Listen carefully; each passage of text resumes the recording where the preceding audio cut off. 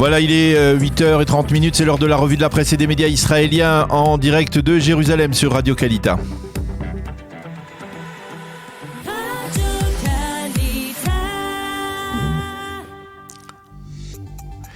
Eh bien, ce matin, en début de semaine, en cette veille de fête de Shavuot, les manchettes des grands quotidiens israéliens sont des manchettes de guerre, de conflit.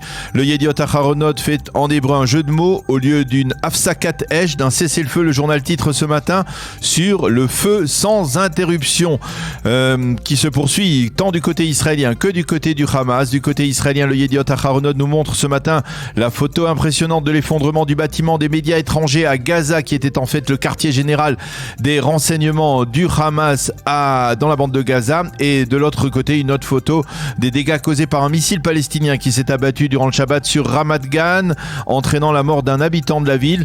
Le Yediot Aharonot parle de plusieurs centaines de missiles qui ont été tirés durant le week-end en direction du centre du pays, de Be'er-Sheva à Tel Aviv, et de raids aériens massifs et puissants de la part de l'armée de l'air israélienne dans la bande de Gaza. Même photo de Gaza et de Ramat Gan ce matin en première page du Israël Hayom, et le quotidien proche de la droite israélienne a choisi, lui, de titrer sur le message essentiel livré hier soir par Binyamin Netanyahou lors d'une allocution télévisée.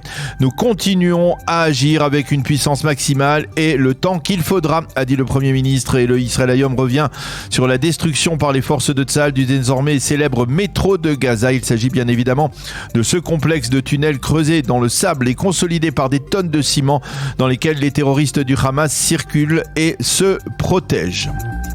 Le Haaretz, lui, révèle que Tsahal a bombardé dans la maison du chef du Hamas dans la bande de Gaza, Yehia Sinwar, et c'est en réaction aux salves de missiles tirées hier soir après minuit en direction de Tel Aviv et de sa métropole. Le Maariv consacre la page d'ouverture de son site d'information à ces mêmes salves et précise que ces dizaines de missiles n'ont au bout du compte provoqué quasiment aucun dégât et aucun blessé, la plupart d'entre eux de ces missiles ayant été interceptés par le Dôme de Fer qui fait des heures supplémentaires depuis le début du conflit.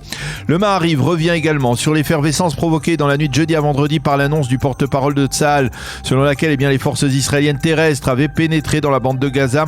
Le porte-parole de Tsahal a expliqué l'erreur commise par l'un de ses officiers, une erreur d'interprétation, et certainement pas, dit-il, une volonté de tromper l'ennemi, a-t-il rajouté, pour tenter de couper court aux informations selon lesquelles l'intention du porte-parole était de duper les terroristes du Hamas et de les faire descendre dans le métro dans le but de les prendre au piège. De facto, expliquent ce matin les commentateurs israéliens, lors du bombardement du métro de Gaza, le nombre de terroristes qui s'y cachaient était relativement bas. Et même s'il y avait une duperie de la part du porte-parole de Tsahal, le Hamas ne semble pas s'y être laissé prendre au piège.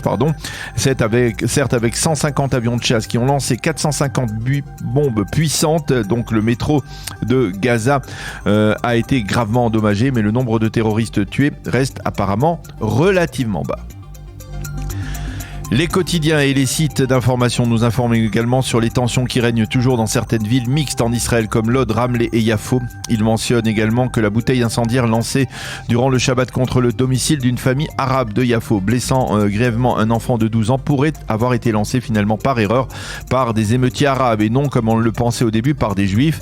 L'ensemble des journaux reconnaissent, comme l'a fait hier le commandant en chef de la police, Kobi Shabtai, que le volume des émeutes a nettement baissé au cours des 2 derniers jours et que la police est plus présente sur les zones chaudes, en particulier à Lod, à Akko et à Yafo. Et puis ce matin, les quotidiens israéliens se penchent sur une possible ouverture d'un nouveau front dans le nord du pays. La frontière nord s'échauffe, titre le Israël Hayom. Ce matin, après une tentative d'infiltration de Libanais en territoire israélien, après une manifestation de Libanais le long de la frontière près de Metula et des tirs de missiles à partir du Liban et de la Syrie. Et enfin, on parle également de manifestations anti-israéliennes en Jordanie.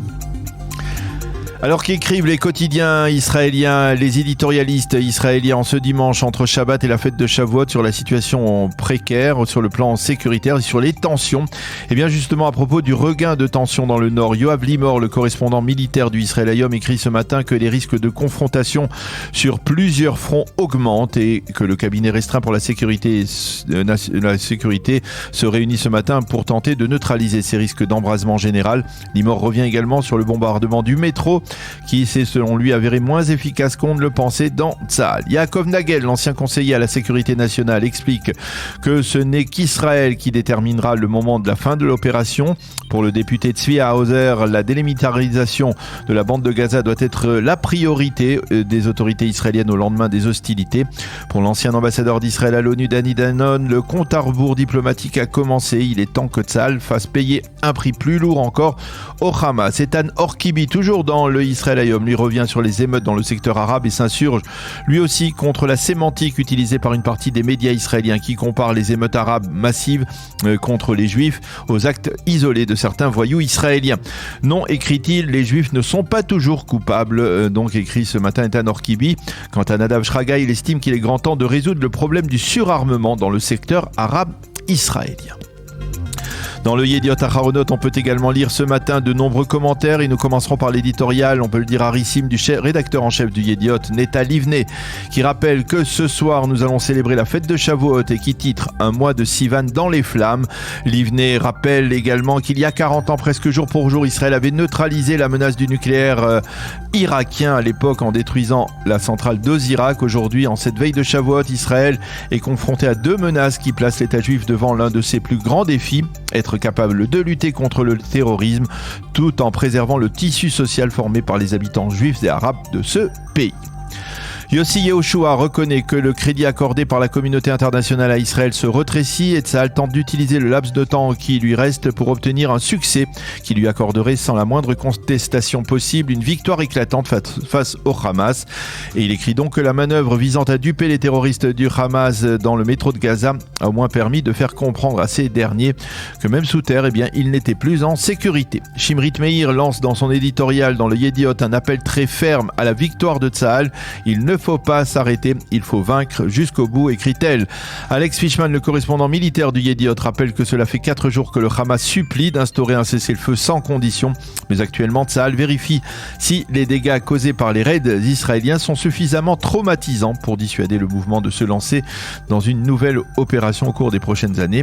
Et puis nous terminerons ce survol des éditoriaux avec l'éditorial central du Haaretz qui lui appelle à l'instauration d'un cessez-le-feu immédiat. Voilà donc pour cette revue de la presse et des médias israéliens de ce dimanche matin.